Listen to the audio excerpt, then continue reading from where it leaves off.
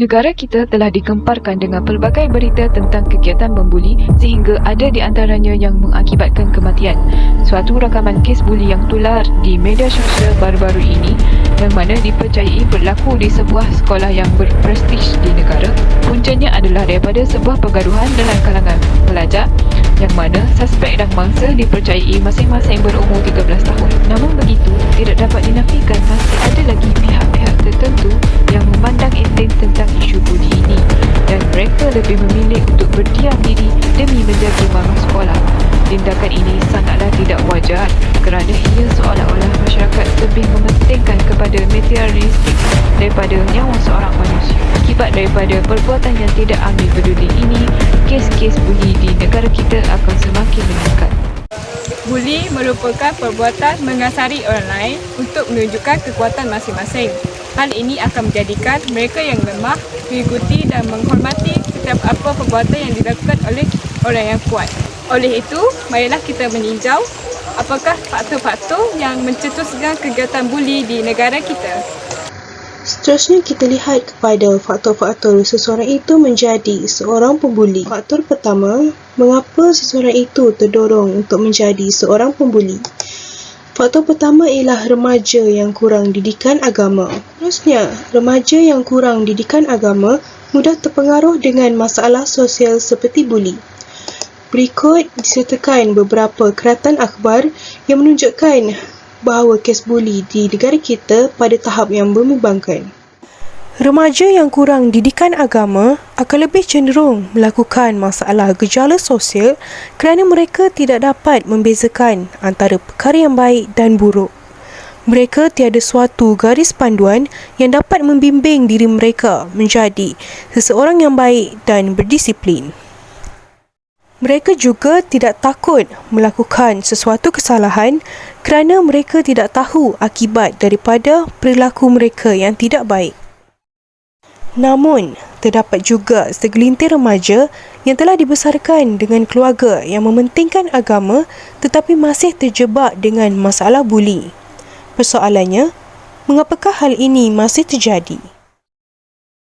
Seperti yang kita tahu, peringkat remaja merupakan peringkat usia seseorang itu mudah terjebak dan juga terpengaruh dengan pelbagai masalah sosial termasuk gejala buli. Justru, siapakah yang perlu memainkan peranan penting dalam mengekang masalah ini daripada berleluasa?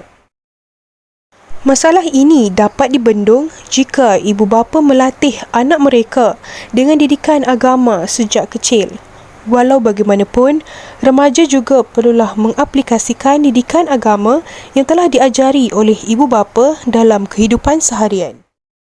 Ibu bapa juga perlulah menunjukkan contoh dan akhlak yang baik kerana anak-anak akan mengikut segala perilaku ibu bapa mereka. Justru, ibu bapa perlulah memainkan peranan awal dalam mendidik anak-anak dengan bekalan ilmu agama yang mencukupi dan seorang remaja juga perlulah memainkan peranan dalam mengawal tingkah laku agar tidak terjebak dengan gejala buli. Faktor kedua mengapa seseorang remaja itu terjebak dengan gejala buli ialah terlalu bebas dan jauh dari pemerhatian ibu bapa. Remaja yang terlalu bebas juga berisiko untuk terjebak dengan pelbagai masalah sosial antaranya buli. Hal ini mungkin terjadi disebabkan sesetengah ibu bapa yang kurang memberikan tumpuan kepada anak-anak mereka. Mereka telah diterapkan dengan gadget sejak kecil dan secara tidak langsung mencipta satu jurang di antara ibu bapa dan juga anak. Hal ini menyebabkan mereka membesar dengan kurang kasih sayang dan lebih rapat dengan rakan berbanding ibu bapa mereka sendiri.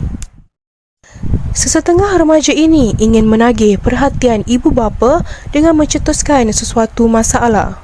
Mereka menganggap ini adalah cara yang terbaik untuk mereka menagih kembali perhatian orang sekeliling. Ibu bapa seharusnya memainkan peranan penting dengan mengambil berat kondisi anak mereka. Ingatlah, remaja merupakan peringkat di mana mereka memerlukan kasih sayang daripada orang sekeliling. Selain itu, terdapat beberapa faktor lain yang menyumbang kepada peningkatan kes buli di Malaysia. Faktor seterusnya yang menjadi kayu api dalam meningkatnya kes buli di dalam negara kita adalah pengaruh rakan sebaya. Rakan adalah cerminan kepada diri kita. Rakan boleh memangkin kejayaan kita, namun rakan juga boleh menjadi asbab musnahnya hidup kita. Di zaman milenium ini, remaja lebih kerap meluangkan masa dengan rakan-rakan berbanding keluarga. Ini kerana ia dapat memberikan mereka peluang untuk merasakan kebebasan melakukan apa sahaja yang disukai tanpa dikongkong oleh ibu bapa. Namun, kebebasan ini boleh memberikan kesempatan kepada mereka untuk terjerumus ke dalam kancah jenayah. Lebih-lebih lagi, peringkat remaja ini adalah merupakan peringkat di mana seseorang itu baru mengenal dunia luar dan suka mencuba sesuatu yang baru.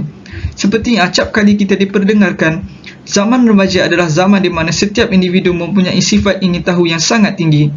Kebanyakan kes buli yang berlaku dalam kalangan pelajar ini bermula daripada keinginan untuk mencuba. Kejadian membuli melibatkan sekumpulan pelajar dan biasanya usia mereka adalah sebaya. Tekanan rakan sebaya akan mendorong pelajar terpengaruh untuk meniru tingkah laku rakan mereka yang suka membuli serta mencuba untuk membuli. Maka sudah jelaslah bahawa pengaruh rakan sebaya sedikit sebanyak dapat memberikan impak kepada peningkatan kes buli dalam negara kita. Telah tular pada 2 minggu lalu apabila sebuah klip tersebar di media sosial menyaksikan seorang pelajar berusia 13 tahun menjadi bahan buli kepada sekumpulan pelajar di sebuah maktab berprestis di Malaysia, Maktab Rendah Sains Semara Sultan Azlan Shah, Kuala Kangsar. Menurut Ketua Polis Perak, Datuk Mio Farida Latrash, pergaduhan itu pada awalnya hanya melibatkan mangsa dan seorang suspek. Namun seorang pelajar tingkatan 3 telah bertindak menyuruh rakan-rakan lain menyerang mangsa. Sehubungan dengan itu, Jawatan Kuasa Disiplin Maktab JDM telah menetapkan untuk menamatkan pengajian 10 pelajar MNSM Kuala Kangsar yang dikenal pasti terlibat dalam kes buli dan telah berkuat kuasa. Diharap isu yang berlaku sekaligus dapat memberi pengajaran kepada para pelajar lain agar tidak menjadikan buli sebagai sebuah budaya, sekaligus mengelakkan daripada para pelajar lain menjadi mangsa buli. Faktor terakhir yang memberikan impak yang agak besar dalam meningkatnya isu buli dalam negara kita ialah kelonggaran disiplin di rumah maupun di sekolah. Ini merupakan antara punca masalah gejala buli semakin meningkat dalam kalangan remaja. Peranan pengawas atau biro disiplin di sesebuah sekolah maupun institusi pengajian sudah semakin basi. Ini kerana ada di antara mereka yang melaksanakan tugas sebagai melepaskan batuk di tangga. Di rumah pula, ibu bapa kurang memberikan perhatian terhadap disiplin anak-anak. Kelonggaran disiplin ini menyebabkan seseorang remaja itu tidak takut untuk membuat sebarang kesalahan disiplin.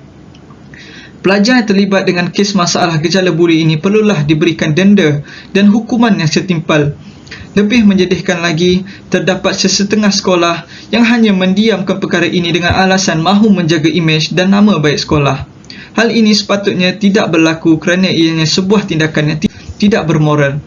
Nama baik sekolah yang tercemar boleh diharumkan semula, tetapi nyawa pelajar yang hilang tiada galang gantinya. Oleh itu, pelajar tidak akan merasa takut untuk membuli kerana mereka tahu tiada tindakan serius akan dikenakan terhadap mereka. Maka, sudah terang lagi kan bersuluh bahawa kurangnya pembentukan moral dalam diri remaja di sekolah maupun di rumah menjadi asbab kes buli merebak bagai cendawan tumbuh selepas hujan di dalam negara kita. Setelah kita mengetahui faktor-faktor tercetusnya buli, marilah kita teruskan dengan kesan terhadap buli yang meliputi pelbagai aspek. Buli memberi kesan yang mendalam kepada banyak pihak, terutamanya mangsa buli. Kesan utama buli adalah mangsa buli akan mengalami masalah kesihatan fizikal dan masalah psikologikal. Masalah kesihatan fizikal berlaku apabila mangsa dipukul dan ditendang semasa dibuli yang boleh mengakibatkan mangsa mengalami kecederaan parah yang boleh membawa maut. Dalam kes ini, mangsa telah ditumbuk di bahagian perut dan ditendang oleh beberapa orang murid lain. Selain itu, simptom-simptom yang biasa dialami oleh mangsa adalah mangsa akan mengalami sakit yang lebih kerap dan berterusan seperti sakit kepala dan sakit perut disebabkan oleh tekanan dan kerisauan yang melampau kepada mereka. Masalah emosi dan psikologikal pula ialah mangsa akan mengalami masalah Complex Post-Traumatic Stress Disorder ataupun singkatannya ialah CPTSD. Apa itu CPTSD? CPTSD adalah satu masalah psikologi yang berlaku sekiranya si penghidap mengalami siri peristiwa kecil tetapi berterusan seperti dibuli. Hal ini berlaku apabila seseorang mengalami kejadian yang mengancam keselamatan dirinya sehingga memori tersebut tidak lagi ingin diingati.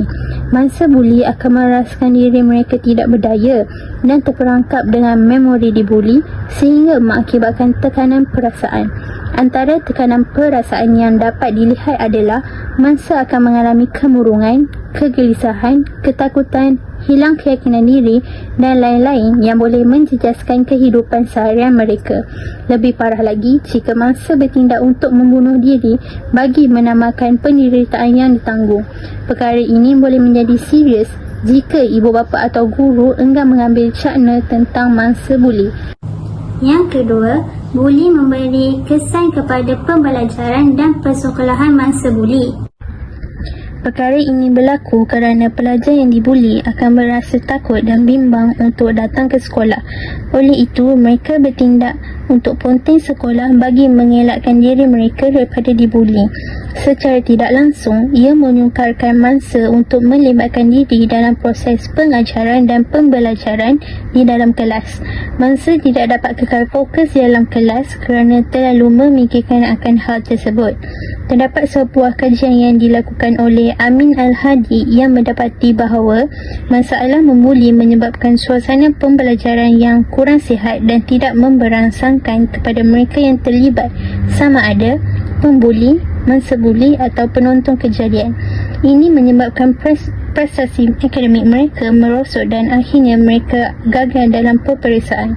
Mangsa buli juga akan kehilangan minat dalam segala perkara yang digemari oleh mereka.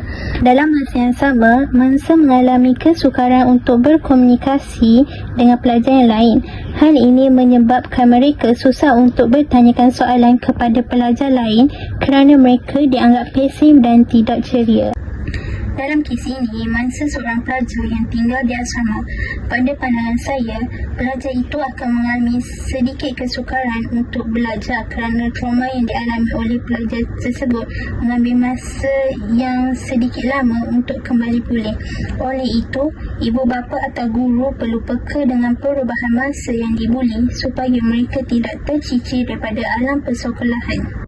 Kesan ketiga ialah kesan terhadap pembuli di mana membuli akan menjejaskan masa depan seorang pembuli.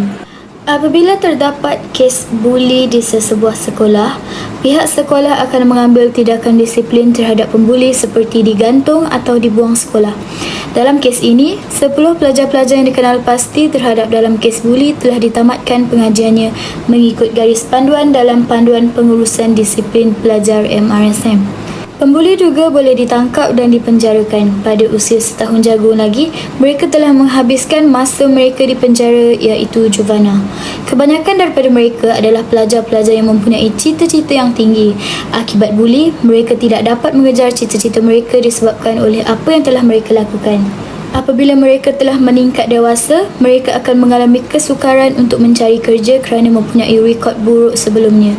Hal ini kerana sesetengah majikan ingin menjaga nama syarikat daripada tercalar dan menyebabkan mereka hilang punca pendapatan. Maka, masa depan mereka akan tergadai begitu sahaja. Kesan yang keempat ialah pembuli cenderung untuk menjadi seorang yang lebih berbahaya. Sikap pembuli yang terlalu agresif menyebabkan ramai pihak berasa gerun dengan mereka. Pembuli akan menunjukkan mereka adalah lebih kuat atau berkuasa berbanding mangsa dan mereka berasa puas apabila melakukan buli. Semakin mangsa rasa takut, semakin tinggi darjah kepuasan yang dirasai oleh pembuli. Jika perkara ini berlarutan, pembuli akan menjadi lebih agresif yang boleh menyebabkan mereka membahayakan nyawa orang sekeliling mereka. Terdapat statistik yang menyatakan bahawa 60% daripada kanak-kanak yang dikenal pasti sebagai pembuli adalah dalam darjah 6 hingga tingkatan 2 terlibat dengan jenayah pada usia seawal 24 tahun. Pembuli biasanya mempunyai sikap yang baran menyebabkan mereka tidak mampu untuk mengawal diri mereka apabila marah. Ini akan menyebabkan mereka mampu mendera atau mencederakan orang di sekeliling mereka, terutamanya keluarga. Pembuli juga akan melakukan jenayah yang berat seperti mencuri, peras ugut dan gangsterisme yang menyebabkan kes jenayah semakin meningkat. Mereka juga akan melibatkan diri dalam dadah untuk menghilangkan tekanan yang dialami. Apabila mereka telah mengambil dadah secara berterusan, kesannya mereka akan menjadi ketagih untuk mengambilnya setiap hari dan menyebabkan masyarakat akan memandang serong terhadap mereka. Setakat itu sahaja perbincangan kita. Semoga dengan info-info ini dapat memberi kesedaran kepada masyarakat tentang isu buli, dan dengan ini kita dapat sama-sama membantaras isu buli di negara kita, terutamanya dalam kalangan remaja.